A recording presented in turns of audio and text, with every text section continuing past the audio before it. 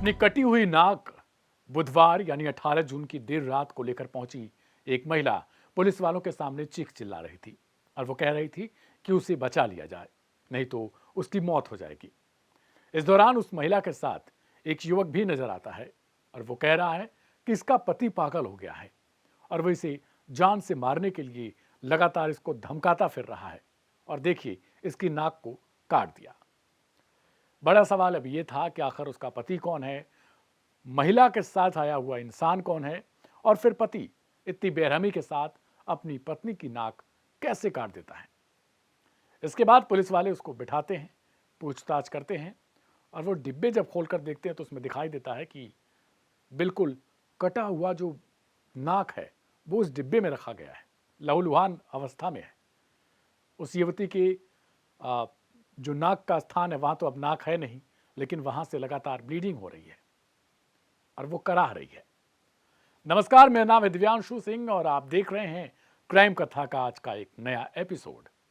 आज हम इसमें बात करेंगे हरदोई के एक ऐसे गांव की जिसका नाम है देवरिया, और वहां पर किस तरीके से एक ऐसा मामला देखने को मिला जिसे सुनकर हर कोई हैरान है कि आखिरकार कोई इंसान क्या अपने दांतों से एक महिला की नाक को काटकर उखाड़ सकता है, और ये इंसान है कौन, इसने अपनी ही बीवी की नाक क्यों काट ली।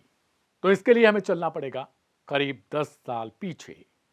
Aim right, achieve big. At KR Mangalam University, we provide you the platform to turn your dreams into reality. At KR Mangalam University. 10 साल पहले एक युवक जो देवरिया का ही रहने वाला है, हरदोई के, उसकी शादी पूजा नाम की एक लड़की से होती है। युवक का नाम है राम खिलावन।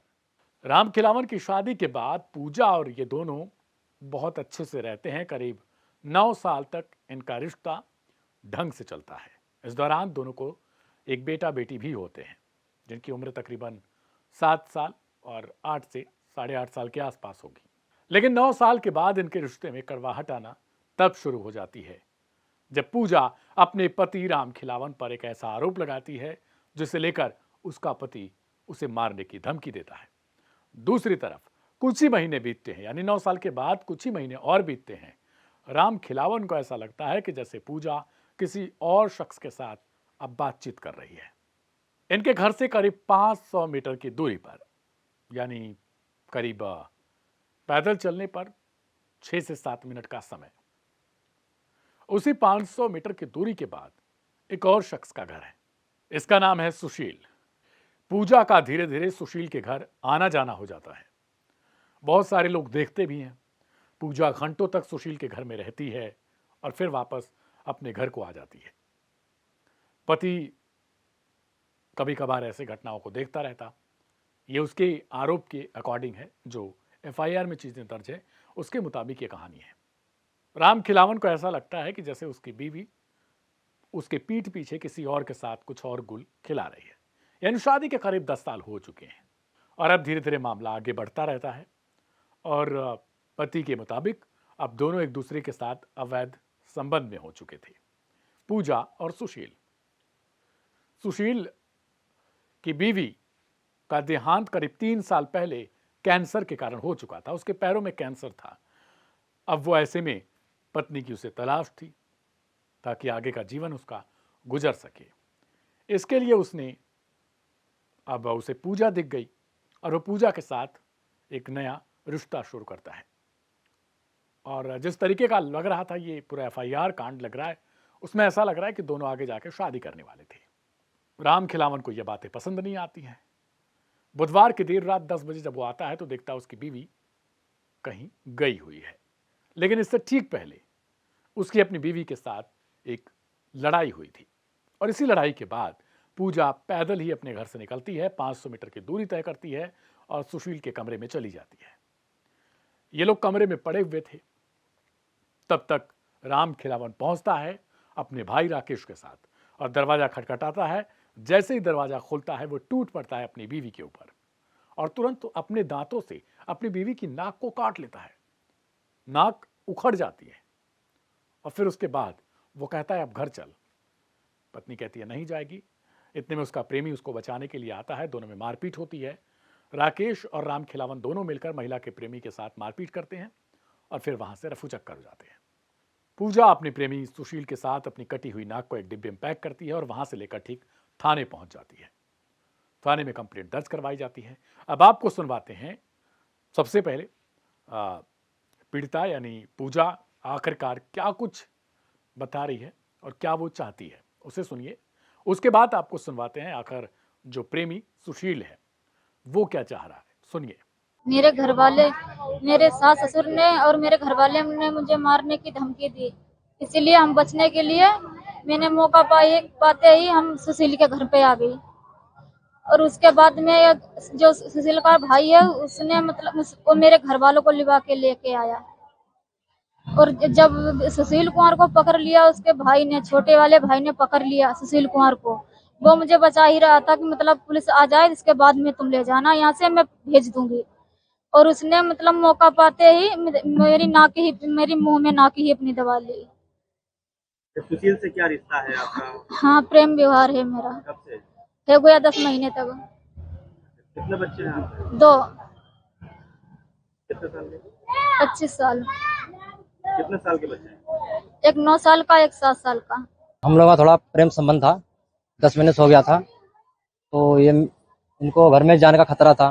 इनने मेरे को फ़ोन करके बताया तो ये मेरे घर चली आई। एक दिन 2 दिन पहले इनको मारा पीटा भी बहुत है, तो मेरे घर चलाई। मैंने कहा यहीं रुक जाओ। फिर 112 नंबर मैंने डायल किया, तो इसके घर वाले भी आए। मैंने मना किया कि अभी रुक जाओ, पुलिस आ जाए उसके बाद अपने लिवा के ले जाना, जो फिर जाना चाहती हैं तो। मतलब हमको जबरदस्ती घर से पकड़ के नहीं लाए, तो माने नहीं। और एक दो लोग हम पे बिंद गए, हम बचा रहे थे, उसकी ये नाक काट के चले गए। किस तरीके से नाक? मुंह से काटी है नाक। तो आप कब से इनके साथ संबंध चल रहा था? और कितने बच्चे वगैरह इनके? इनके सब 2 बच्चे हैं। मेरा 10 महीने हो गया था। हाँ जी, संबंध हो गया 2 महीने का प्रेम था हम लोगों का। फोन पर बात करने चालू कर दिए थे, 10 महीना हो गया। आप विवाहित हैं? हाँ जी, मेरा विवाहित हो गया था। सन 17 में मेरी शादी हुई थी। भाई मेरी एक्सपायर हो गई थी, तो कैंसर हो गया था उसको पैर में।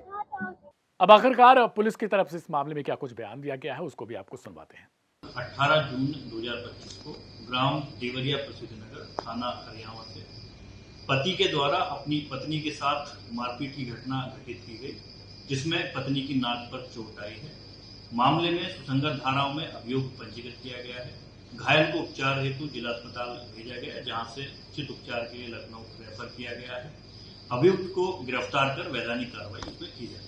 अवैध संबंध, ये शब्द एकमात्र ऐसा शब्द नहीं है जिसे हम केवल कहकर भुला सकते हैं या कहकर आमतौर पर जो बातचीत करते हैं उसमें इसको टाल मटोल दिया जाता है। दरअसल अवैध संबंध आजकल सबसे ज्यादा होने वाली मौतों का कारण बनने लगे हैं। इसमें कभी सोनम रघुवंशी जैसा हादसा देखते हैं आम, तो कभी हम देखते हैं कि निकिता, तो कभी कोई और, यानी हर दिन कभी एक लड़की को अपनी जिंदगी खत्म करनी पड़ रही है, तो कभी एक लड़के को अपना जान गंवाना पड़ रहा है। अवैध संबंधों के कारण अक्सर होने वाली मौतें अपने आप में अब धीरे धीरे बढ़ने लगी हैं। शायद इस पर सबको जागरूक होने की जरूरत है। अपने रिश्तों को बचाइए, अपने परिवार को बचाइए, अपनों को बचाइए।